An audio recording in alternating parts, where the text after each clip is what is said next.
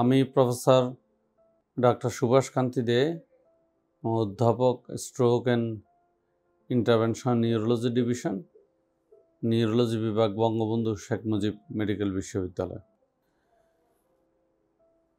Stroke এটা একটা ব্রেইনের রোগ, ব্রেইনের রক্তনালী রোগ। স্ট্রোক সাধারণত দুই রকমই হয়। একটা হচ্ছে ইসকেমিক স্ট্রোক বলি, সেটাই সবচেয়ে কমন।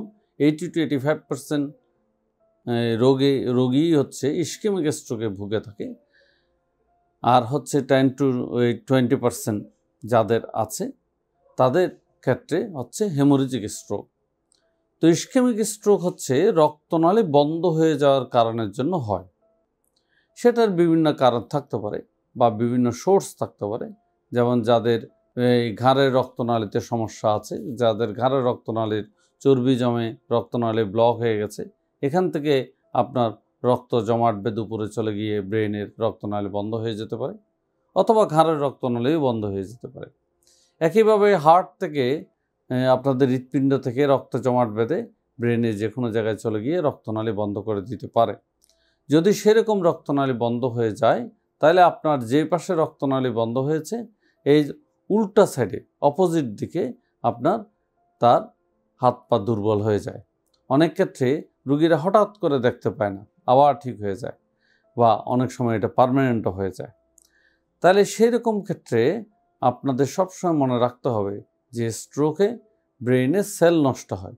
প্রতি মিনিটে 1.9 মিলিয়ন নিউরন এখানে ডেস্ট্রয় হয়ে যায়। সেই জন্য যত আর্লি চিকিৎসা নেওয়া সম্ভব সেই আর্লি চিকিৎসা নেওয়ার চেষ্টা করতে হবে। যেখানে স্ট্রোকের সব ধরনের চিকিৎসার ব্যবস্থা আছে সেসব জায়গায় আপনি যাবেন। এসব ক্ষেত্রে একটি ইম্পর্ট্যান্ট টুলস হচ্ছে যে সিটি স্ক্যান। সিটি স্ক্যান করে আমরা এই যে ইসকেমিক এবং হেমোরেজিক এই দুইটা স্ট্রোককে আলাদা করে ফেলি। এই দুইটা স্ট্রোককে আলাদা করলে আমরা যদি ইসকেমিক স্ট্রোক পাই, তাহলে তারা যদি 4.5 ঘন্টার মধ্যে আসে, তাদেরকে আমরা একটা ইনজেকশন দিই। সেই ইনজেকশন দিলে এই যে এই রক্ত জমাট বাঁধছে সেটা অনেক সময় ডিজলভ হয়ে যায়, সেক্ষেত্রে রক্তনালী খুলে যেতে পারে। এটা আপনি যদি 3 ঘন্টার মধ্যে, স্ট্রোক হওয়া 3 ঘন্টার মধ্যে আসে, তাহলে প্রতি 100 জনে 32 জন রোগীর এরকম রক্তনালী খুলে যেতে পারে। আর যদি সেটা 4.5 ঘন্টার মধ্যে আসে, তাহলে সেক্ষেত্রে প্রতি 100 জনের 16 জনের রক্তনালী খুলে যাওয়ার সম্ভাবনা আছে। এছাড়া আর একটা ট্রিটমেন্ট অপশন আছে, সেটাকে আমরা বলি মেকানিক্যাল থ্রম্বেক্টমি অথবা ইন্ট্রাআর্টেরিয়াল থ্রম্বোলাইসিস। মানে সেটা হচ্ছে ব্রেনে যদি বড় রক্তনালী বন্ধ হয়ে যায়, তখন আপনার ডিভাইস দিয়ে, একটা ইনস্ট্রুমেন্ট দিয়ে এটা খুলে দেওয়া যাইতে পারে। সেক্ষেত্রেও রুগী কিন্তু 50% কেসে রুগী রিকভারি হয়ে যায়।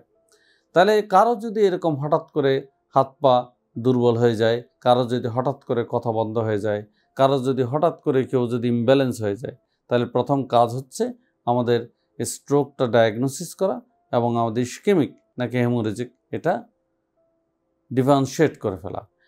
আরেকটা হেমোরেজিক স্ট্রোকের মধ্যে একটা পার্ট আছে সাবঅ্যারাকনয়েড হেমোরেজ, সেটাও রক্তনালী ফেটে গিয়ে হয়।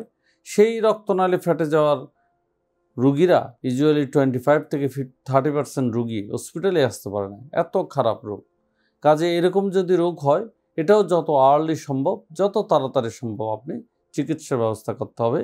মানে যে রক্তনালী ফেটে গেছে সেই রক্তনালীটা বন্ধ করে দিতে হবে, যাতে এটা আবার সেকেন্ড টাইম না ফাটে। আর যাদের স্ট্রোক হয়েছে আমাদের মনে রাখতে হবে তাদের আবার স্ট্রোক হওয়ার সম্ভাবনা কিন্তু স্বাভাবিক মানুষের থেকে অনেক বেশি।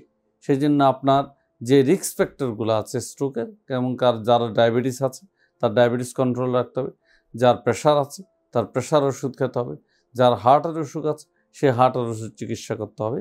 তাহলে আপনি আরেকবার স্ট্রোক হওয়ার হাত থেকে আপনি অনেকটাই সেফ থাকবেন। এবং আপনি যে রেগুলার যে আমাদের রুটিন, প্রতিদিন আমাদের আধা ঘন্টা হাঁটতে হবে, আধা ঘন্টা থেকে 1 ঘন্টা হাঁটতে হবে। আমরা এই পাতে মানে ভাত খাওয়ার সময় এক্সট্রা লবণ খাবো না, তাহলে আমাদের প্রেশারটা কন্ট্রোলে থাকবে। এবং যাদের স্মোকিং হ্যাবিট আছে তারা স্মোকিংটা বাদ দিবেন, স্মোকিংটা ত্যাগ করবেন, তাইলে আপনারা ভালো থাকবেন, স্ট্রোকের থেকে অনেক সময় ঝুঁকিমুক্ত থাকবেন।